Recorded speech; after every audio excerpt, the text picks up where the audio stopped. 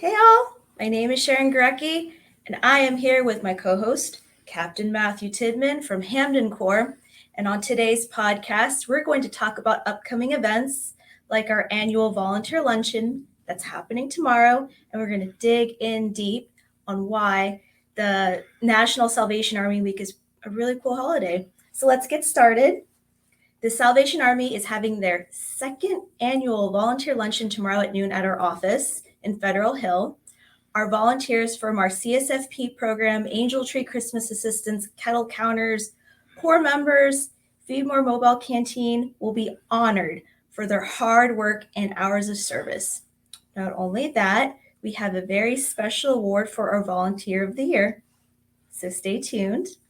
On May 14th, the Salvation Army is hosting a wonderful event that you may want to take your mom to called Church in the Park.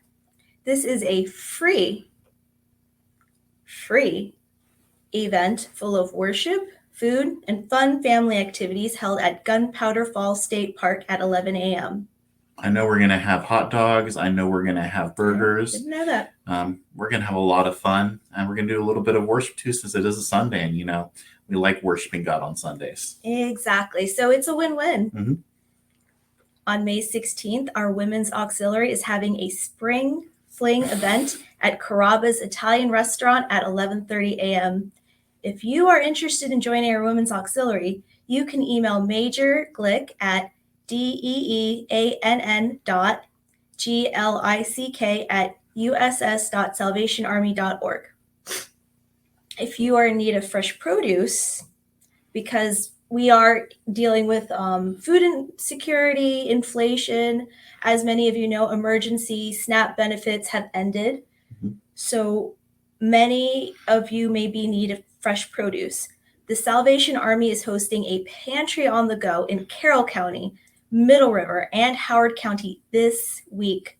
Visit our website, www.sa-md.org for details. Last but not least, next week is National Salvation Army Week. Yay! From May 15th through May 21st, tune into our Facebook, our Instagram, our Twitter, and YouTube page for fun facts about the Salvation Army. You will also get an insider's view on what goes on behind the scenes at our Corps events, our Boys and Girls Club, our CSFP volunteer program, and so much more. Captain Tidman, what are your thoughts on National Salvation Army Week? Well, I'm glad you asked, Sharon, because it's a great opportunity. Now, first of all, this is something that the Salvation Army does nationally, National Salvation Army Week, every year. It usually happens one of the weeks in May. This year it falls on, as you already said, the 15th through the 21st. And it's an opportunity for us to celebrate the different ways the Salvation Army has impacted our nation for good over the past many years. I mean, we've been in Baltimore alone. We celebrated at my specific corps last year 130 years, but we've actually been in the Baltimore area for, I think it's 140 years now. That's a long time. So we've been doing a lot in this area. And so it's an opportunity for us to, I guess, to toot our own horns, if you would, to to celebrate the good things that have been going on. But this is not just something that we just randomly came up with. Nope. In fact, almost 70 years ago in 1954, President Dwight D. Eisenhower signed it into a speech acknowledging National Salvation Army Week. And so ever since then, we've had this National Salvation Army Week that we celebrate. And he said in his speech, I'm going to read here from my little notes because I don't want to mess up the speech because it's really good. It's a good speech. Among Americans, the Salvation Army has long been a symbol of wholehearted dedication to the cause of human brotherhood.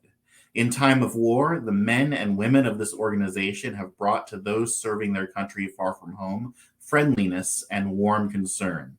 In the quieter days of peace, their work has been a constant reminder to us all that each of us is a neighbor and kin to all Americans.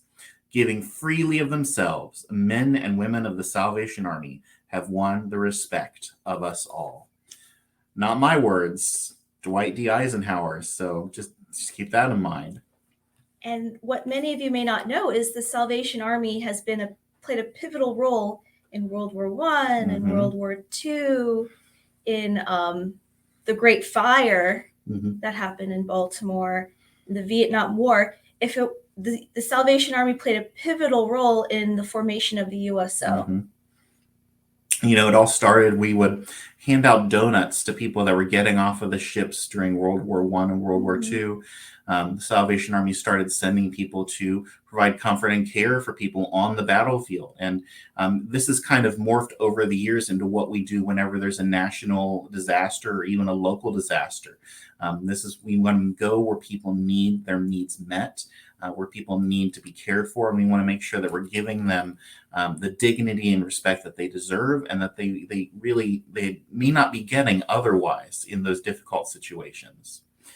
You know, we had an incredible impact on Central Maryland in 2022.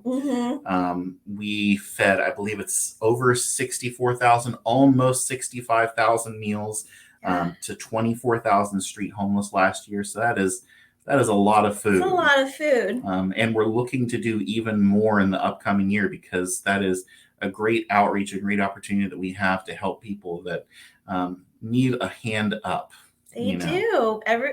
You'd be surprised. The people who need the most help will not say it to your face. They won't plead for help, but you'll see it in their eyes. And the Salvation Army is aware of the growing food insecurity that's going on in Central Maryland. And, you know, we help out with many other things. I know many of our viewers are going to be very familiar with the Angel Tree program. We help out thousands of children every year just in this area. That's not over the entire United States, just in this area. So I can honestly say that the Salvation Army provided over 1,500 gifts to children from 4 to 5 Title I schools.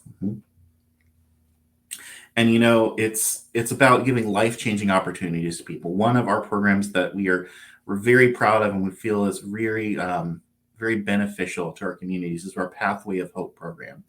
And it's a program that was founded along the ideas of that old proverb, if you give a man a fish, you feed him for a day, but if you teach a man to fish, you feed him for a lifetime. And so that's kind of the goal of that program, is to help people get out of generational poverty, to help people move away from those patterns they've gotten trapped into, many times through no fault of their own.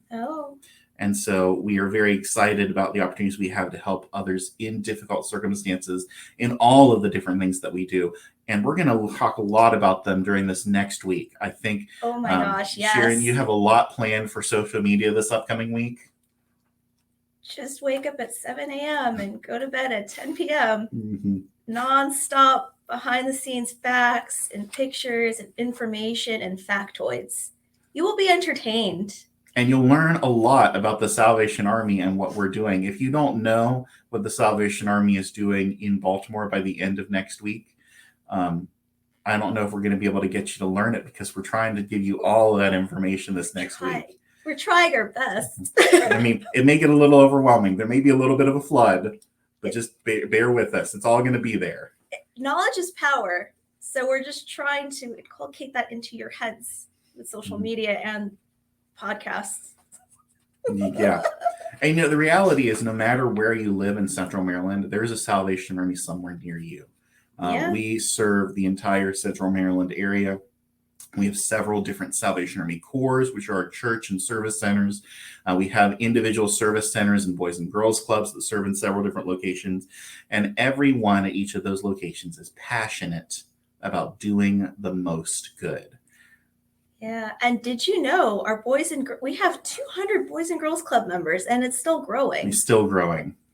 And interesting enough, we would have even more members, but we are also looking for donations for a new vehicle. Yes, transportation has become a huge issue, because we can't get all the kids there safely and legally, and we want to make sure that we're doing that and we're protecting them when they come in. So we're always looking for help with that. If you're interested, give us a contact. We'd love to hear from you. You can always donate at our website, www.sa-md.org. And there you have it. Tune in next week to learn more about what's going on with the Salvation Army, and we look forward to celebrating National Salvation Army Week with you. It's going to be a blast.